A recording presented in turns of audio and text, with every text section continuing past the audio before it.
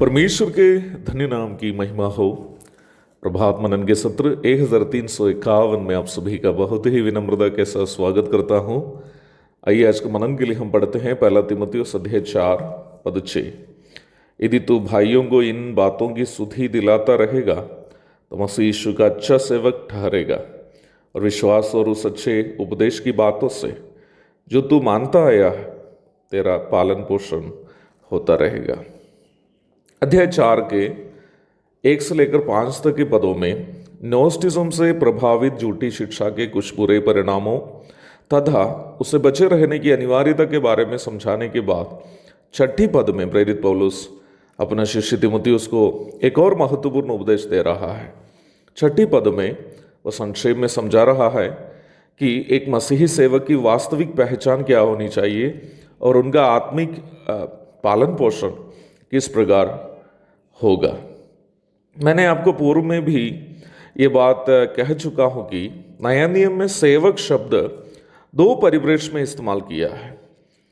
पहला, सार्वजनिक रूप में प्रभु के सभी जो सेवक हैं, जैसे प्रेरित, भविष्यद्वक्ता, सुसमाचार प्रचारक, प्राचीन, शिक्षक, डीकन आदि सबके लिए इस शब्द का उपयोग नया नियम में किया है।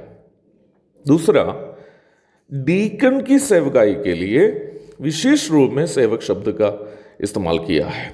6 पद में सार्वजनिक रूप में सभी प्रभु के दासों के लिए इस शब्द का इस्तेमाल किया है। तीमुथियुस एक सुसमाचार प्रचारक होने के कारण उस परिप्रेक्ष्य में भी इस शब्द को हम समझ सकते हैं।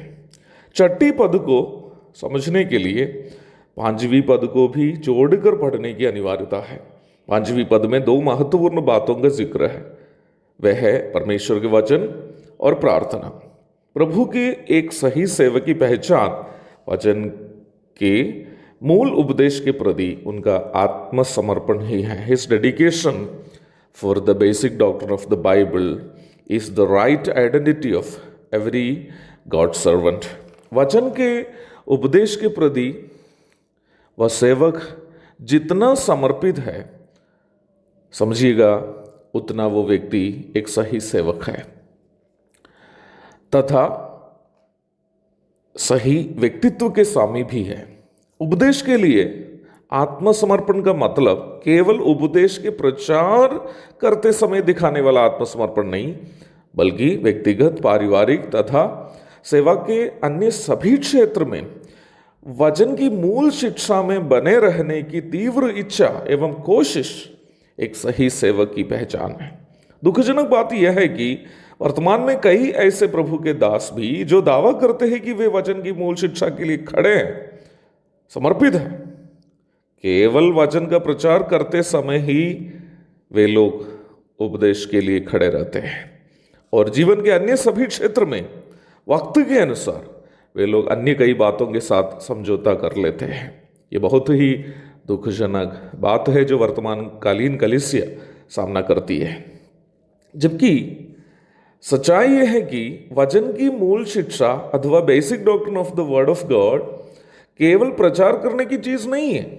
जब तक हम उस शिक्षा को जीवन में लागू नहीं करते हैं, उस शिक्षा या उपदेश का कोई महत्व नहीं है।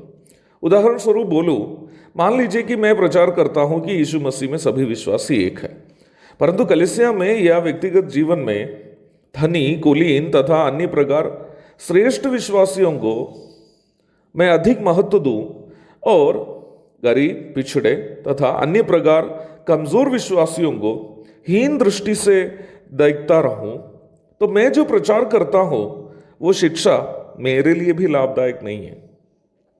विश्वास जीवन का पाठ पढ़ाने वाला आवश्यकताओं की पूर्ति के लिए धनी विश्वासियों के जेब या फंडिंग एजेंसियों के धन पर भरोसा करते रहे, उस सेवक की शिक्षा का क्या महत्व है। अवश्य याद रखें प्यारो, एक सही सेवक की पहचान यह है कि वो वचन की मूल शिक्षा के प्रति अर्थात उसके प्रचार तथा व्यक्तिगत जीवन में उसके लागूकरण के प्रति वो कितने समर्पित है। यदि वो वचन के प्रति आत्मसमर्पित रहेंगे तो निश्चय ही उस वचन ही उस सेवक का पालन पोषण का काम करेगा।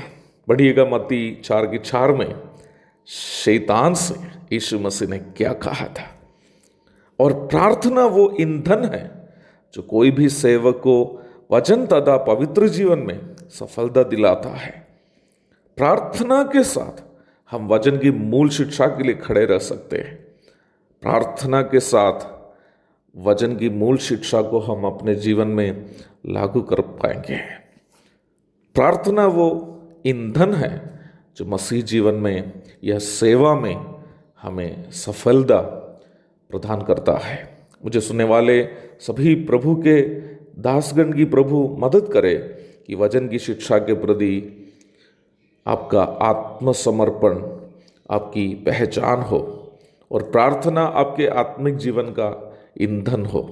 उसके लिए प्रभु आपकी मदद करे। मुझे सुनने वाले विश्वासी भाई बहनों, आत्मिक जीवन की सफलता वचन की मूल शिक्षा के प्रति हमारे आत्मसमर्पण तथा प्रार्थना के साथ उसे लागू करने की हमारी कोशिश है।